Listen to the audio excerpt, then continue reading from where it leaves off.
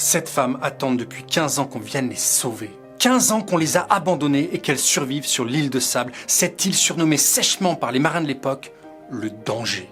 Leurs corps sont décharnés et leurs regards sans vie, mais ces femmes espèrent encore qu'un bateau vienne jeter l'ancre pour les extirper de leur prison de corail et de sable. C'est ce qui va se passer le 29 novembre 1776.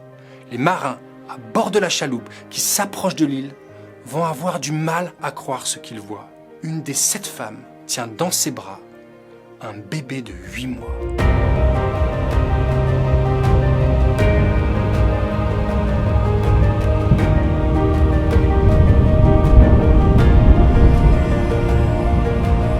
L'histoire vraie que je vais vous conter a marqué les esprits en France à la fin du XVIIIe siècle et va être un formidable levier de prise de conscience d'abolir l'esclavage. Je vous invite à lire le livre magnifiquement écrit d'Irène Frêne, Les naufragés de l'île Tromelin, et à vous intéresser au travail incroyable sur ce naufrage et sur cette île de Max Guéroult.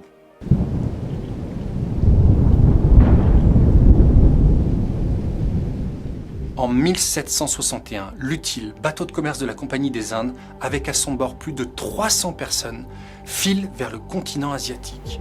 « Cap à l'est !» répète le capitaine Lafargue, entêté et intransigeant envers ses subalternes qui le mettent en garde d'une menace qui ne figure sur aucune carte de l'époque, mais dont tous les marins parlent et surnomment l'île de sable ou tout simplement le danger. Cette île, on ne la voit pas, elle est insaisissable, elle apparaît et disparaît en fonction de ses humeurs. Et pour cause, l'île a la forme d'une goutte d'eau dans l'océan. Elle est petite et plate, battue par les vents, submergée par les vagues. Pas un arbre, pas un abri pour un homme qui voudrait s'y installer. Et surtout, pas de traces d'eau potable. Mais Lafargue s'entête, car il a, dans les sombres cales du navire, une cargaison frauduleuse. 160 esclaves d'Afrique qu'il compte revendre pour s'assurer une retraite dorée. Cap à l'est, assène-t-il. L'ordre est cinglant et malgré les avertissements, le navire va venir se fracasser en pleine nuit et s'ouvrir en deux sur les récifs qui entourent l'île. Nous sommes le 31 juillet 1761.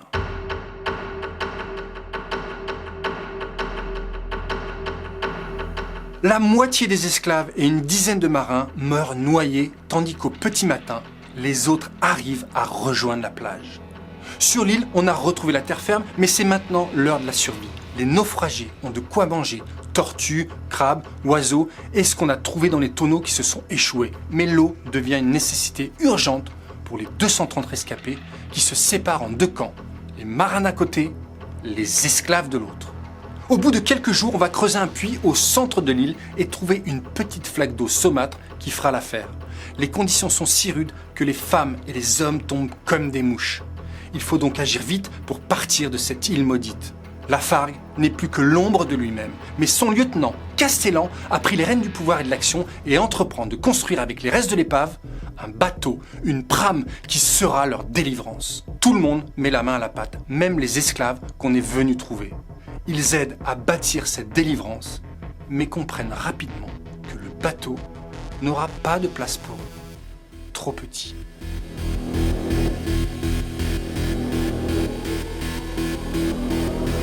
Au bout de quelques semaines d'efforts, le bateau est prêt à quitter l'île et Castellan, homme d'honneur et de cœur, promet aux esclaves de revenir au plus vite les chercher. Dès qu'il aura mis un pied sur le continent, il repartira aussitôt les délivrer de leur bout de sable. Enfin sauvé, Castellan réclame immédiatement un bateau pour repartir et s'acquitter de son serment. Mais la Compagnie des Indes ne voit pas les choses du même œil. L'argent dicte les décisions et la perte de l'Utile a déjà fait bien assez perdre à la Compagnie. Castellan n'a pas son bateau et accuse le coup.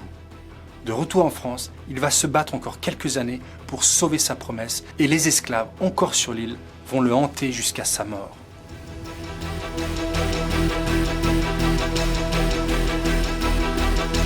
Depuis le naufrage, plusieurs bateaux croisent l'île et distinguent au loin la carcasse de l'Utile et son ancre fichée dans le sable. Mais surtout, une petite troupe humaine qui s'agite en direction des bateaux. Ils sont encore vivants. À force d'y passer et d'y venir, les coordonnées géographiques de l'île deviennent précises et on s'y rend maintenant en sachant exactement où elle se trouve. 14 ans que le naufrage a eu lieu et l'affaire des naufragés commence à susciter la curiosité. On envoie donc la sauterelle, un voilier avec à bord des marins aguerris, se diriger vers l'île où on dénombre encore 13 esclaves prisonniers des vagues. Une chaloupe avec 2 marins courageux tente de rejoindre la plage, mais au dernier moment, une déferlante jette un des 2 marins dans l'eau et il se retrouve sur l'île entouré par les esclaves. La mer est tellement mauvaise que le capitaine décide de rentrer pour aller chercher des renforts. Pendant plusieurs mois, des bateaux vont venir tourner autour de l'île sans réussir à franchir la dernière barrière des vagues. La petite troupe reste encore et encore prisonnière.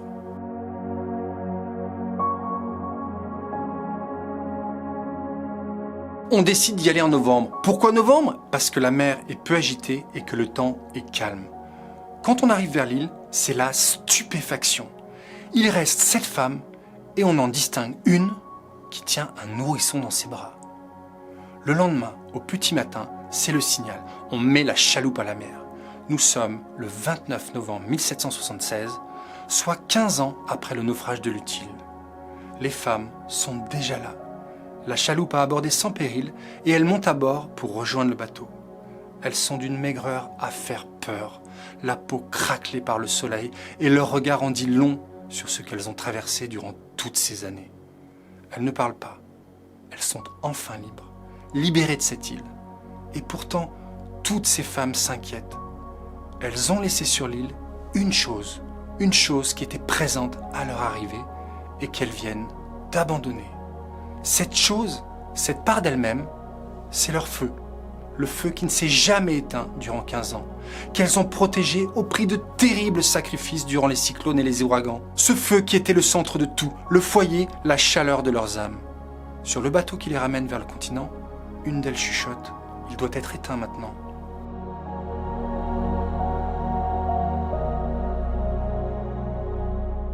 Une des rescapées dira sur le bateau « Au début, nous étions 60. Au bout de 2 ans, 18 sont partis sur un radeau. On ne les a plus jamais revus.